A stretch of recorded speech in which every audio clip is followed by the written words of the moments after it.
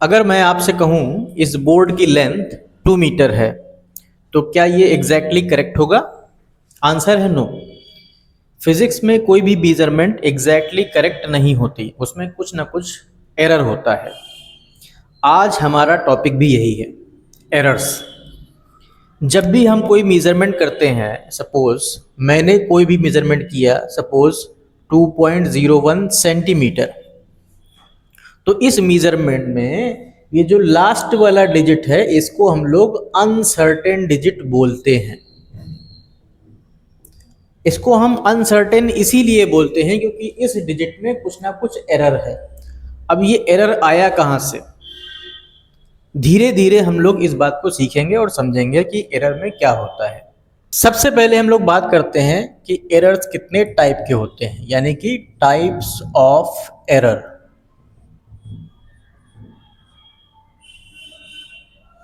तो एरर होते हैं हमारे 3 टाइप्स के।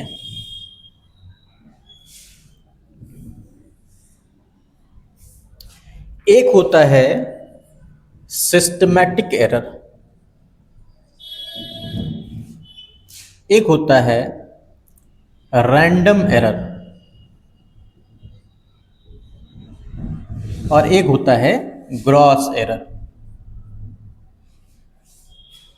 सिस्टमैटिक एरर कैसे होता है उसकी बात करते हैं। सिस्टमैटिक एरर मेनली इंस्ट्रूमेंट की वजह से होता है, तो इसको हम लोग इंस्ट्रूमेंटल एरर भी बोल सकते हैं। अब इंस्ट्रूमेंट में ऐसा क्या होता है जिसकी वजह से एरर आता है? अगर हमारा इंस्ट्रूमेंट जिससे हम लोग मेजरमेंट कर रहे हैं वो फॉल्टी है तो इससे ये एरर आएगा। जैसे मान लिया मेरे पास कोई एक मीटर स्केल है, मीटर स्केल हमारी इस तरीके से होती है, यहाँ पर हमारा 0 होता है, फिर 1 होता है, फिर 2 होता है एंड सो ऑन। किसी वजह से अगर ये 0 मिट जाए या थोड़ा आगे चला जाए या थोड़ा पीछे आ जाए तो इससे हमारी मेजरमेंट गलत हो जाती है, उसमें एरर आ जाता है। 0 अगर आगे आ जाएगा तो वो हमारा निगेटिव एरर में कहलाएगा, पीछे आ जाएगा तो पॉजिटिव एरर बन जाएगा, मतलब हमारी मेजरमेंट ज़्यादा हो गई। इसी तरीके से हमारा एक इंस्ट्रूमेंट होता है जिसको हम लोग बोलते हैं वर्नियर कैलिपर्स। अब वर्नियर कैलिपर्स में क्या होता है? इसमें 2 स्केल्स होती हैं, एक स्केल होती है मूवेबल और एक होती है फिक्स। तो ये स्केल आपकी मान लेते हैं फिक्स है और ये स्केल होती है मूवेबल। वर्नियर कैलिपर्स की बात कर रहा हूँ मैं। 2 जॉज बनाना चाहें तो आप बना सकते हैं, इस तरीके से होते हैं, ठीक है। अब ये जो मूवेबल स्केल है इसमें इस तरीके से डिविजन्स बने होते हैं, यानी इसमें भी एक 0 होता है, और हमारी जो फिक्स स्केल है इसमें भी डिविजन्स बने होते हैं, मतलब इसमें भी 0 होता है। जब हम इन दोनों जॉज को साथ में मिला देते हैं, ज्वाइन कर देते हैं, तो इन दोनों जीरोज को कोइंसाइड करना चाहिए। अगर ये दोनों कोइंसाइड नहीं करते हैं उस केस में हमारा ये इंस्ट्रूमेंट फॉल्टी कहलाता है और इसमें जो एरर होता है उसको हम लोग 0 एरर बोलते हैं। इसकी वजह से भी हमारा जो मेजरमेंट होता है वो गलत आता है।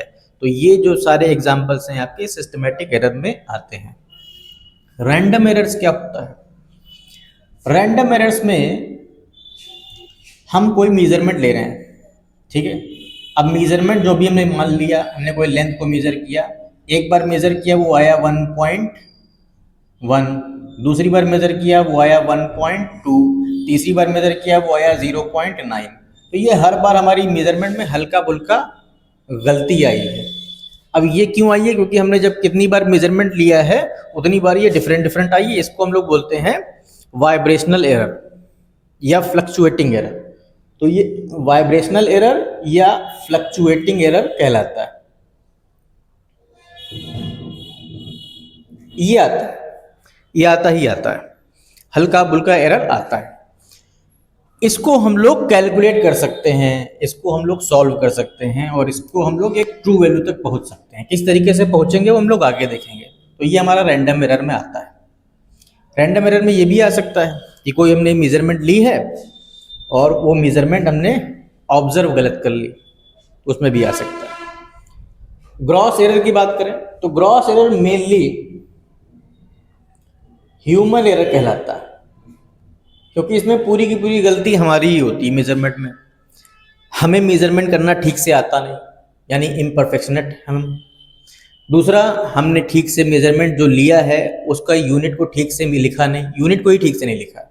मतलब हम मीटर स्केल का इस्तेमाल कर रहे हैं, हमने आंसर जो लिखा है वो सेंटीमीटर में लिखा है, तो उसमें जो एरर्स आते हैं वो सब ग्रॉस एरर्स कहलाते हैं। ओके, तो हमारे ये 3 टाइप्स के एरर होते हैं। इंस्ट्रूमेंटल एरर को हम लोग इंस्ट्रूमेंट को करेक्ट करके सही कर सकते हैं।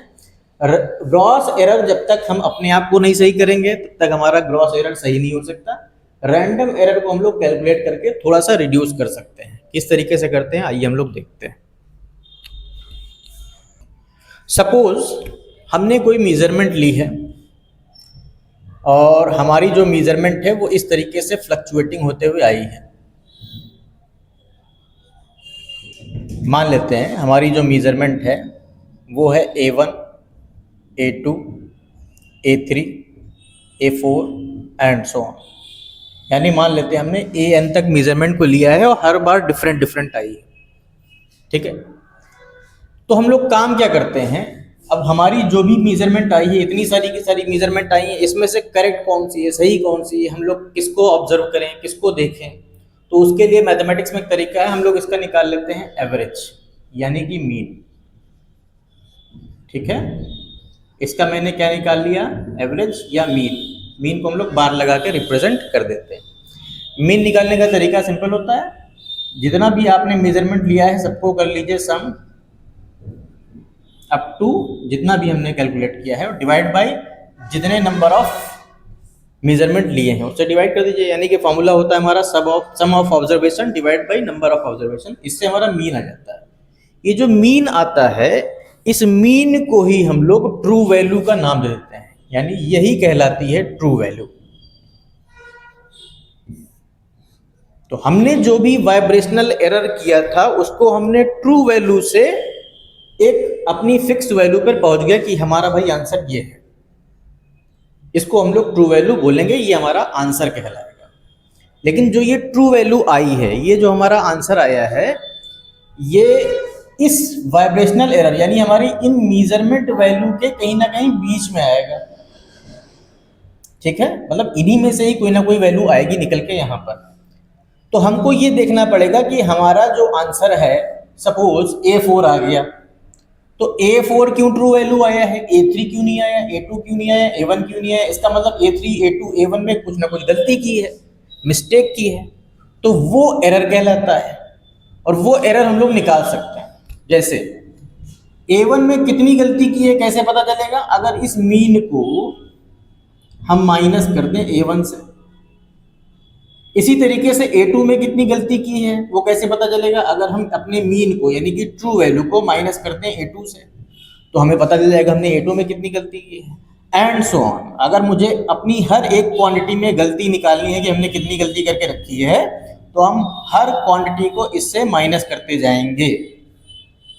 ओके, तो माइनस कर करके हमको एक आंसर मिलेगा, एक आंसर यहाँ मिलेगा, एक आंसर यहाँ मिलेगा, एक आंसर यहाँ मिलेगा, एक आंसर यहाँ मिलेगा। इसलिए जितने भी हमने मेजरमेंट लिए सब में एक ना एक आंसर मिलेगा, और हर उस आंसर को हम लोग बोलते हैं एब्सोल्यूट एरर।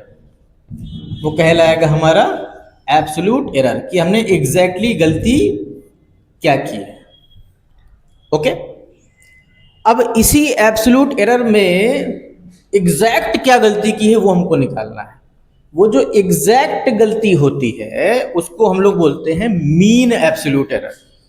और सेम तरीका वही है, हम लोग मीन निकाल लेते हैं इसका, यानी मैंने जो ये निकाला हुआ है इसका निकाल लेते हैं मीन। एक चीज का ख्याल रखना है, मैंने यहाँ पे लगाया हुआ है मॉड। मॉड का मतलब ये है कि इसमें कुछ क्वांटिटीज को आप निकालेंगे तो माइनस में भी आएंगे, लेकिन हमको माइनस से मतलब नहीं है, हमको सिर्फ उसके मैग्नीट्यूड से मतलब है, हमको उसकी वैल्यू से मतलब है। तो हम सिर्फ पॉजिटिव को कंसीडर करेंगे, निगेटिव को कंसीडर नहीं करेंगे। तो हमें इसका निकालना है मीन। जब हम इसका मीन निकालेंगे तो वो इस तरीके से आएगा, प्लस एंड सो ऑन, जहां तक भी मैंने मेजरमेंट किया है अप टू n तक। तो इसको हम लोग बोलेंगे मीन एब्सोल्यूट एरर। हमारे लिए मेनली यही दोनों वैल्यूज काम की हैं, एक तो ट्रू वैल्यू और एक तो मीन एब्सोल्यूट एरर, क्योंकि हमारा आंसर इसी में छुपा होता है। अब हमसे पूछ लिया जाए कि हमने जो मेजरमेंट लिया था उसका आंसर क्या होगा, तो हमारा आंसर होगा चुपचाप से कि हमने जो भी मीन वैल्यू निकाली है, कितनी मीन वैल्यू निकाली है ए बार, और हमारा एरर कितना आया है, हमारा एरर आया है ये। ठीक है, इसको अगर मैं सिंबल दे दूं, सपोज मान लेते हैं ये आया है मेरा x, तो आप मान के चलिए कि हमारा मीन एब्सोल्यूट एरर है x, तो हम यहाँ पे इसको रिप्रेजेंट करेंगे इस तरीके से, ये हमारा आंसर होगा। तो जब भी हमारा आंसर होता है उस आंसर में दो वैल्यूज हम लोग लिखते हैं, आगे की जो वैल्यू होती है उसको हम लोग बोलते हैं ट्रू वैल्यू, और ये एक्चुअल में मीन होता है, और जो पीछे लिखा होता है ये हमारा होता है एरर। कौन सा, हमने जो भी एरर किया है उसका एरर, जो भी हमने गलतियां की थी, जो भी हमने एरर निकाला था उन गलतियों का मीन, यानी कि ये मीन एब्सोल्यूट एरर होता है। उम्मीद है कि ये बात समझ में आ गई होगी। इसको हम लोग एक एग्जांपल से समझते हैं तो ये बहुत अच्छे से समझ में आएगी।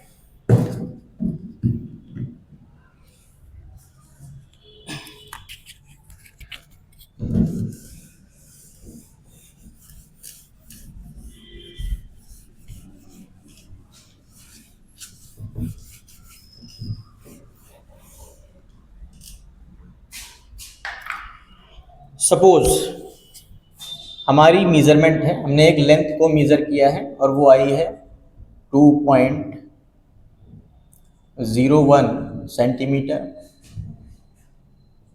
2.02 सेंटीमीटर, 2.03 सेंटीमीटर एंड 1.99 सेंटीमीटर मान लेते हैं। चार मेजरमेंट हैं और वो इस तरीके से आई हुई हैं।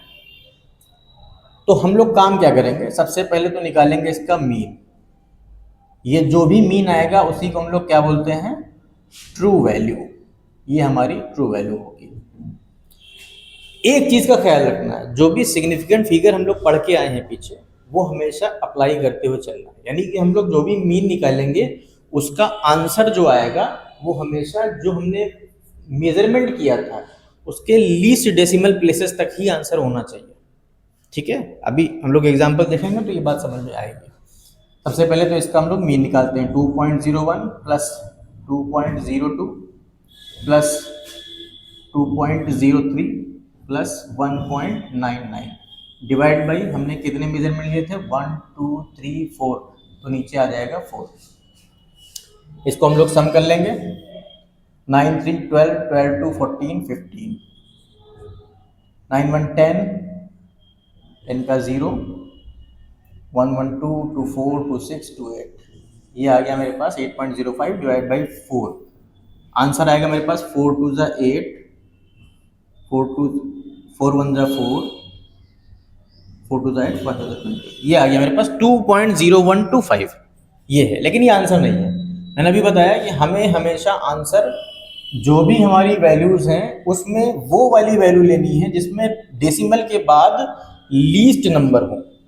तो इसमें डेसिमल के बाद कितने हैं, 2 हैं, इसमें कितने हैं, 2 हैं, इसमें कितने हैं, 2 हैं, इसमें कितने हैं, 2 हैं, तो सब में 2 2 हैं। तो हमारा आंसर जो होना चाहिए वो डेसिमल के बाद सिर्फ 2 प्लेस तक होना चाहिए। तो इसको हम लोग राउंड ऑफ करेंगे। तो आगे की 2 5 हमको हटाना है। हटाने के लिए तरीका क्या है, सबसे पहले 5 को हटाएंगे। 5 से पहले इवन नंबर है तो इसमें कोई चेंज नहीं होगा, 2 का 2 ही रहेगा। फिर 2 को हटाएंगे, 2 5 से छोटा है तो पीछे वाले डिजिट में कोई भी चेंज नहीं होगा, तो हमारा आंसर हो जाएगा 2.01। This is your true value. Okay, अब हमारी जो ये ट्रू वैल्यू आई है ये तो हमारा ट्रू वैल्यू के लिए आंसर हो जाएगा। अब हमको निकालना है एरर, कि एरर क्या होगा। तो इसके लिए हम लोग निकालेंगे एब्सोल्यूट एरर कितना होगा सारी की सारी क्वांटिटी में। तो एब्सोल्यूट एरर निकालना है 1 by 1 करते हुए। ठीक है, तो पहला वाला जो एरर है उसको मैं A1 डैश बोले दे रहा हूँ इसमें। तो 2.01 यानी हमारे मीन को माइनस करेंगे पहले वाली वैल्यू से 2.01 से, तो हमारा आंसर आ जाएगा 0। ठीक है, 0.0 अगर लिखना चाहें तो लिख सकते हैं।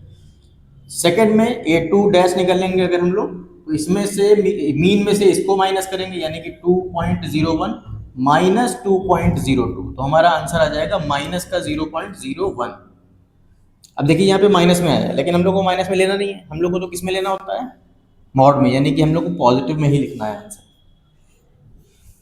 A3 डैश 2.01 में से माइनस करेंगे किसको, 2.03 को, तो हमारा आंसर आएगा 0.02। आएगा नेगेटिव में, लेकिन लिखेंगे हम लोग पॉजिटिव में क्योंकि मॉड में होता है। A4 डैश 2.01 माइनस 1.99, तो हमारा आंसर आ जाएगा 0.02। ठीक है, ये जो आए हैं 1 2 3 4, ये चारों के चारों कहलाते हैं एब्सोल्यूट एरर। इनका मीन निकालेंगे। ठीक है, इनका जब मैं मीन निकालूंगा तो वो कहलाएगा मीन एब्सोल्यूट एरर। और सिंपल तरीका है, सबको सम करेंगे, तो भाई इन चारों को सम करेंगे तो कितना आएगा, 0.05 डिवाइड बाई 4। ठीक है, 0.04 1 जा 4, 4 2 जा 8, 4 5 20, ये आया। लेकिन हमें किस में लेना है, लीस्ट प्लेसेस तक, तो लीस्ट प्लेसेस 2 हैं तो हमको 2 तक ही लेना है, 0.01, ये हमारा आंसर हो जाएगा। This is your mean absolute error. Mean आ गया मेरे पास मीन आ गया, मेरे पास ट्रू वैल्यू आ गई, तो हमारा जो आंसर होगा वो होगा 2.01 plus minus 0.01 centimetre. This is your answer. तो इस तरीके से हम लोग अपने फ्लक्चुएटिंग या वाइब्रेटिंग मेजरमेंट को ट्रू वैल्यू और मीन एब्सोल्यूट एरर में कन्वर्ट करके आंसर को लिख सकते हैं। ये हमारा फाइनल आंसर होता है। इसके अगर हम लोग एक कदम और आगे बढ़े तो हम लोग ये भी निकाल सकते हैं कि हमने जो मेजरमेंट ली है, जो मेरी मेजरमेंट है, उसमें कितना परसेंट एरर आ गया। तो इससे पता चलेगा कि मेरे में गलतियां कितनी मेजरमेंट में, तो उसको हम लोग परसेंटेज एरर बोल देते हैं। तो परसेंटेज एरर भी निकालना हमें आना चाहिए। वो कैसे निकालेंगे देखते हैं।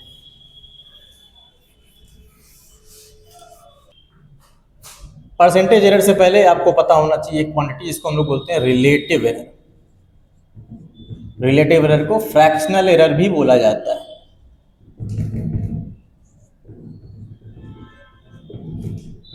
ये क्या है,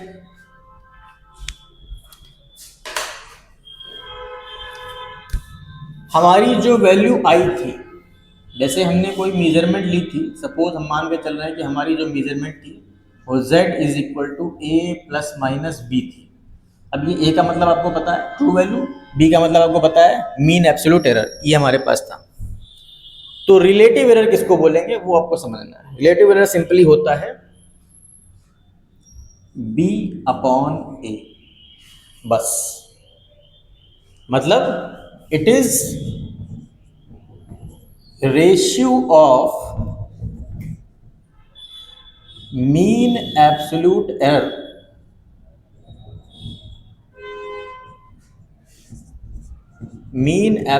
error to the true value. जो आपकी ट्रू वैल्यू है उसको डिवाइड कर देंगे किससे, मीन एब्सोल्यूट एरर से। तो इससे हमको ये मालूम पड़ जाएगा कि रिलेटिव एरर कितना है, मतलब इन दोनों में आपस में कितना एरर है, उसको हम लोग रिलेटिव एरर बोलते हैं। इसी तरीके से अगर मुझे परसेंटेज एरर निकालना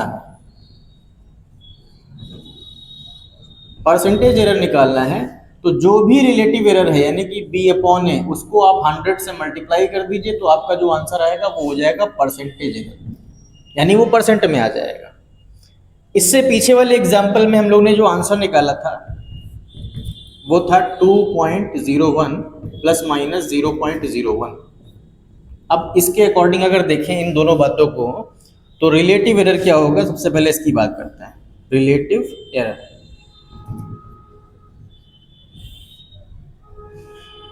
relative error simply 0.01 divided by 2.01। ये पॉइंट हटाया, ये पॉइंट हटाया, मेरे पास आ गया 1/201। अब हम 201 को अगर डिवाइड करें 1 से ये पॉइंट लगाया, 0 आया, एक 0 लगाया तो एक और 0 आया, एक और 0 लगाएंगे यहाँ पे तो एक और 0 आ जाएगा। तो मेरे ख्याल से ये 4 तक चला जाएगा। तो आंसर मेरे पास 0.004 हो जाएगा। ठीक है, अब इसको हमें पॉइंट के 2 प्लेसेस तक ही लिखना है, तो हम लिख सकते हैं पॉइंट के 2 प्लेसेस तक कितना आ जाएगा, 0.01। ठीक है, वैसे ये तक भी सही, यहाँ तक भी सही है, फिलहाल के लिए यहीं तक रखते हैं। मेरे पास आया 0.004, ये क्या है, रिलेटिव एरर। अब इसी को परसेंटेज में अगर कन्वर्ट करना है तो क्या करना पड़ेगा, 0.004 को 100 से मल्टीप्लाई कर देंगे तो हमारे पास आंसर आ जाएगा 0.4%। This is your answer. बस यही परसेंटेज एरर है, वो रिलेटिव एरर है। इस तरीके से हम लोग परसेंटेज भी निकाल सकते हैं, इस तरीके से हम लोग रिलेटिव एरर निकाल सकते हैं। ओके, अब हम लोग आगे बढ़ेंगे और देखेंगे कि किसी डिराइव्ड क्वांटिटी को कैसे सॉल्व करेंगे, यानी अगर मल्टीप्लिकेशन करना हो तो कैसे करेंगे, प्लस करना हो तो कैसे करेंगे, उसकी बात करते हैं।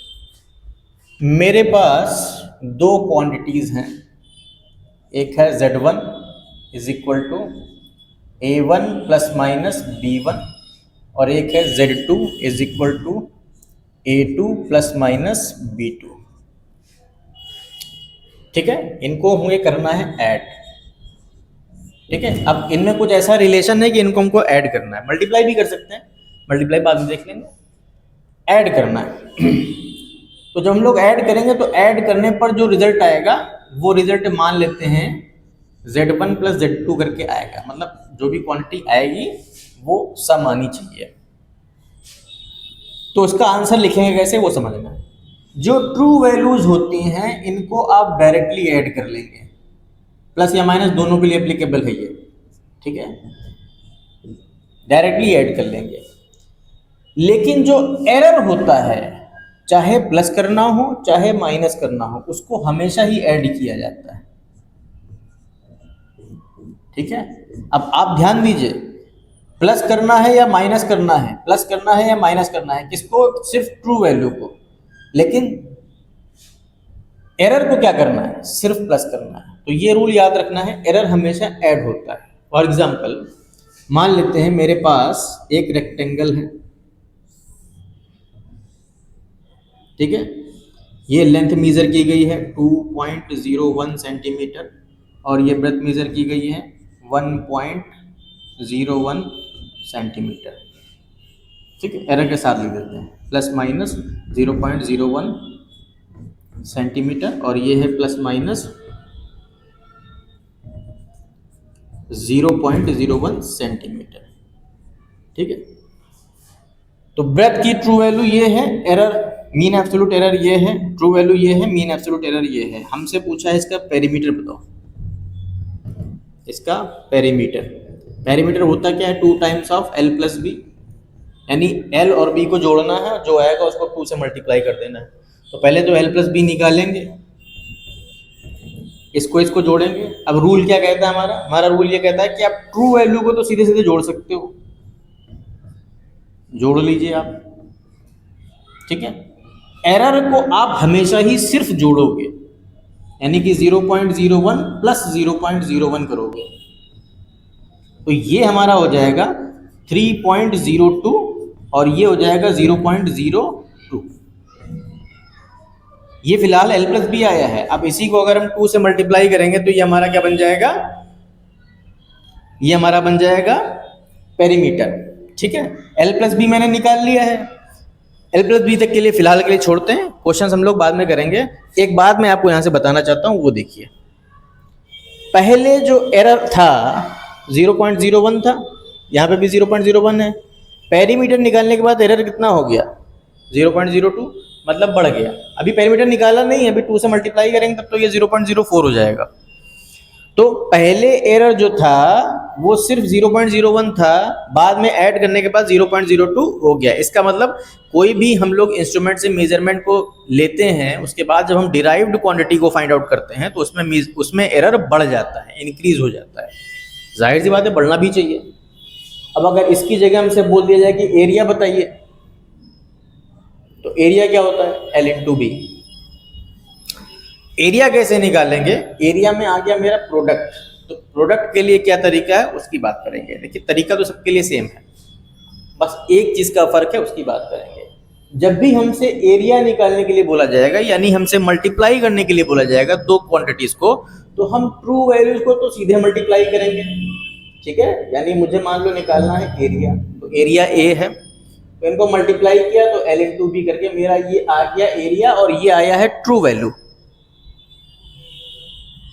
लेकिन अब इस एरिया में एरर भी तो हमें लिखना है, तो इसका एरर हमको निकालना पड़ेगा पहले से। अब इसका एरर निकालने का एक तरीका है, प्रोडक्ट में एरिया एरर निकालने का एक तरीका होता है, प्लस में तरीका नहीं होता है। प्लस में तो सीधे सीधे आप ऐड कर लीजिए, वो आपका एरर हो जाता है। इसमें क्या तरीका है वो समझिए। इसमें तरीका होता है कि हम लोग इस एरिया में सबसे पहले निकालेंगे रिलेटिव एरर। कैसे निकाला जाएगा?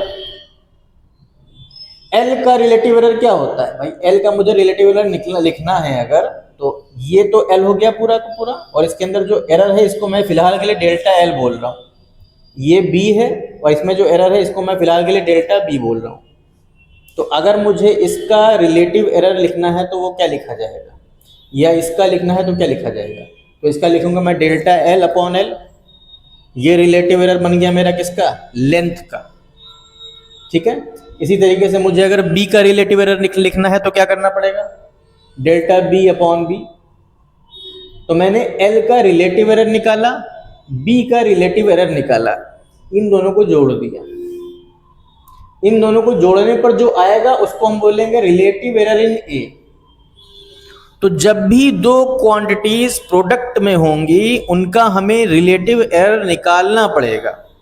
कैसे निकालेंगे? उसका मेथड ये है कि जो भी एरिया के फॉर्मूले में क्वांटिटीज हैं, या जो भी प्रोडक्ट के फॉर्मूले में क्वांटिटीज होंगी, उनका रिलेटिव एरर आप अलग अलग लिखेंगे और ऐड करेंगे।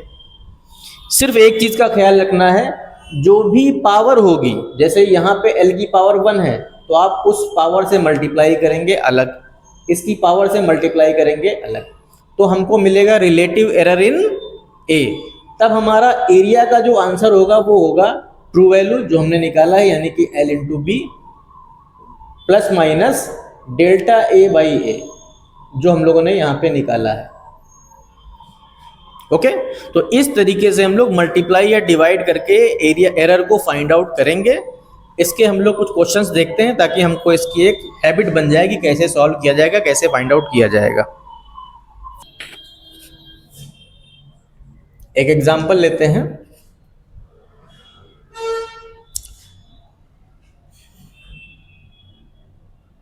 If z is related by a square b upon c cube and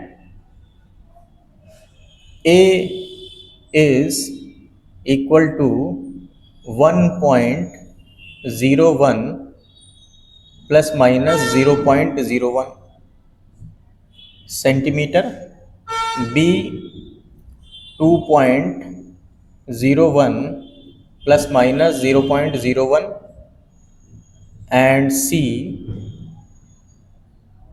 0.02 plus minus 0.01 centimetre. Okay, centimetre मैंने लिख दिया है। z कोई क्वांटिटी हो सकती है, रैंडम मैंने क्वेश्चन एक लिया है। मुझे फाइंड करना है, find relative error in z। ये पहला क्वेश्चन है मेरा। तो रिलेटिव एरर फाइंड करेंगे z में, मतलब हमें फाइंड करना है डेल्टा z अपॉन z। किसी भी क्वांटिटी में जो एरर होता है उसको हम लोग हमेशा डेल्टा लगा के रिप्रेजेंट कर देते हैं। तो z में जो भी एरर होगा उसको हम लोग डेल्टा z बोल रहे हैं, उसको डिवाइड कर देंगे किससे? z से, तो हमारा आ जाएगा रिलेटिव एरर। तो delta z upon z is your relative error, is equal to, इसके बराबर होगा वो देखते हैं। यहाँ पर a लिखा हुआ है तो लिखेंगे डेल्टा a अपॉन a। ये एरर किस में लिख दिया मैंने? a में। लेकिन a की पावर कितनी है? 2, तो हमें 2 से मल्टीप्लाई भी करना होगा। फिर b पर आते हैं, b में एरर होगा delta b upon b। b की पावर कितनी है 1, तो हमें लिखने की ज़रूरत नहीं है, बस इतना ध्यान रखना है कि यहाँ पे लगा लेंगे प्लस। फिर आगे बढ़ते हैं सी पर, सी वाली क्वांटिटी को देखते हैं। सी में जो एरर होगा उसको हमने डेल्टा सी अपॉन सी करके लिख दिया, और इसकी पावर कितनी है 3, तो हमने 3 से मल्टीप्लाई कर दिया। बस वो डिवाइड में है, लेकिन आपको डिवाइड नहीं करना, आपको सिर्फ प्लस करना है, क्योंकि हमें एरर को हमेशा प्लस ही करना होता है। तो हमारे पास आंसर आ गया डेल्टा जेड अपॉन जेड।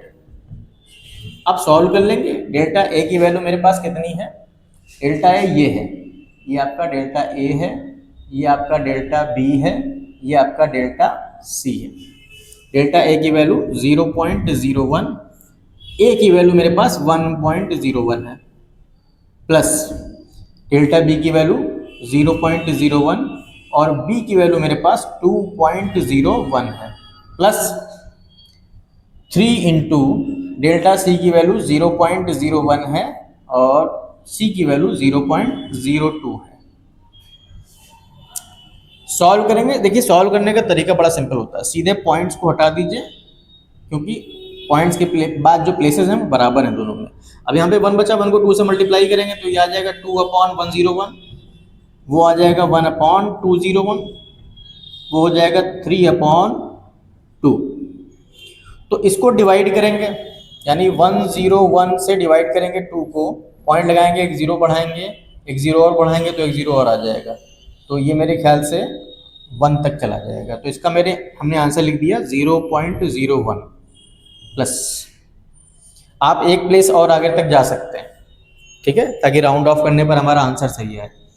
इसको डिवाइड करेंगे 201 से 1 को, पॉइंट लगाएंगे, एक 0 बढ़ाएंगे, फिर एक 0 लगाएंगे तो एक 0 और बढ़ जाएगा, एक 0 और लगाएंगे तो एक 0 और बढ़ जाएगा, और मेरे ख्याल से 5 तक चला जाना चाहिए। तो 0.005 प्लस वो तो आ जाएगा 2 1 जा 2, 2 5 जा 10, 1.5।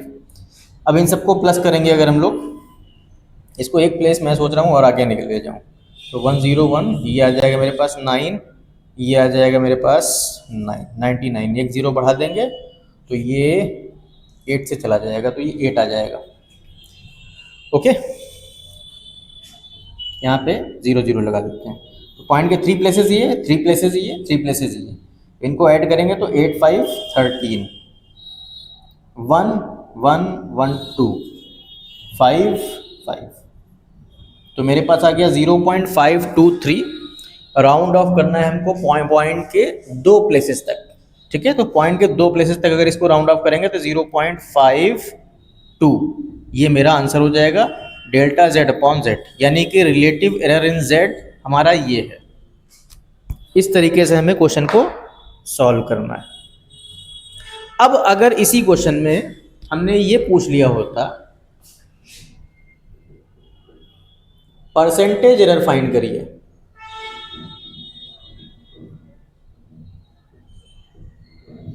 तो कुछ नहीं करना है, आपको सिर्फ इसको 100 से मल्टीप्लाई कर देना है, यानी ये बन जाएगा delta Z upon Z into 100 is equal to 0.52 into 100। 100 से मल्टीप्लाई करेंगे तो 52 आ जाएगा मेरे ख्याल से, 52%। तो इसका मतलब जेड में जो एरर है वो 52% है, होना भी चाहिए, क्योंकि ए जो है उसकी पावर 2 है और सी की पावर 3 है, तो जितनी ज़्यादा पावर होगी उतना ज़्यादा एरर आ जाता है। इसीलिए इस क्वांटिटी में यानी कि जेड में जो एरर है वो 52% है। ओके, अब इसी के आगे अगर हम क्वेश्चन पूछ लें कि जेड को रिप्रेजेंट करना है, जेड को रिप्रेजेंट करना है, तो रिप्रेजेंट कैसे करेंगे वो समझना है। किसी भी क्वांटिटी को रिप्रेजेंट करने का तरीका ये होता है, जैसे मुझे z को रिप्रेजेंट करना है तो z ऐसे लिखा जाएगा, z plus minus delta z, ठीक है। तो मुझे z चाहिए, पहला काम तो ये हो गया। तो z के लिए तरीका सिंपल है, जहां a है उसकी a की वैल्यू लिखिए, b जहां है b की वैल्यू लिखिए, c जहां है c की वैल्यू लिखिए, मतलब ट्रू वैल्यूज को लेना है सिर्फ। रखिए, सॉल्व करिए, आपका z यानी कि ट्रू वैल्यू आ जाएगी। इंपॉर्टेंट पॉइंट होता है डेल्टा z कैसे निकलेगा, तो डेल्टा z आपका ये है। अब डेल्टा z अपॉन z है इज इक्वल टू 0.52 आया है, तो डेल्टा z की वैल्यू कितनी हो जाएगी 0.52 इंटू जेड, ये आपका डेल्टा z होगा, ठीक है। अब अगर आपका ये डेल्टा z होगा तो इसको उठा के यहाँ रखना होगा, यानी z की जो भी वैल्यू आपने निकाली होगी यहाँ रख के सॉल्व करेंगे, जो आएगा उसको यहाँ रखेंगे, प्लस z की जो वैल्यू आएगी उसको रखेंगे, तो हमारा आंसर आएगा। जैसे z की वैल्यू अगर मुझे निकालनी है तो 1.01 की पावर 2, b की वैल्यू 2.01 और c की वैल्यू 0.02 की पावर 3। इसको सॉल्व करके देखिए आप कितना आएगा। इसका अप्रॉक्सीमेट आंसर 25630 पॉइंट करके कुछ आएगा, ठीक है। लेकिन हमें आंसर ये नहीं लिखना है, हमें आंसर क्या लिखना है भाई, हमारा जो भी क्वांटिटीज थी उनमें least number of significant figures देखना है हमको, क्योंकि मल्टीप्लाई कर रहे थे हम लोग, डिवाइड कर रहे थे। तो इसमें कितने थे 1 2 3, इसमें कितने थे 1 2 3, इसमें कितने थे 1। तो हमारे least number of significant figure जो है वो 1 है, तो हमें सिर्फ 1 तक का आंसर देना है, यानी सबको राउंड ऑफ करना है। सबको राउंड ऑफ करेंगे तो ये 2 का बन जाएगा 3, ये z हो जाएगा मेरा 3। अब z मेरा 3 हो गया है तो डेल्टा z कितना हो जाएगा 0.52 इंटू 3, 3 2 जा 6, 3 5 जा 15, 1.56, ठीक है। अब ये मेरा 1.56 आया है और ये करेक्ट है क्योंकि पॉइंट के 2 प्लेसेस तक आया है। तो हमारा जो आंसर होगा वो होगा 3 ± 1.56। अगर मुझे रिप्रेजेंट करने के लिए बोला जाए तो ये हमारा आंसर ये होगा। उम्मीद है कि आपको ये समझ में आ गया होगा, नहीं अगर आया है तो एक बार आप वीडियो दोबारा देख सकते हैं, ओके। और इन क्वेश्चंस की प्रैक्टिस करिए ताकि थोड़ा सा हाथ साफ हो जाए, क्योंकि जेई वगैरह में क्वेश्चन पूछे जाते हैं, इसके नीट में भी पूछ लिए जाते हैं और इसी तरह के क्वेश्चन पूछे जाते हैं। जैसे मैंने आपको एक ही क्वेश्चन में सारे मोस्टली करवा दिए हैं, इनमें से ही क्वेश्चन पूछ लिए जाते हैं और ऐसे ही सॉल्व करके उनका आंसर आता है, ठीक है।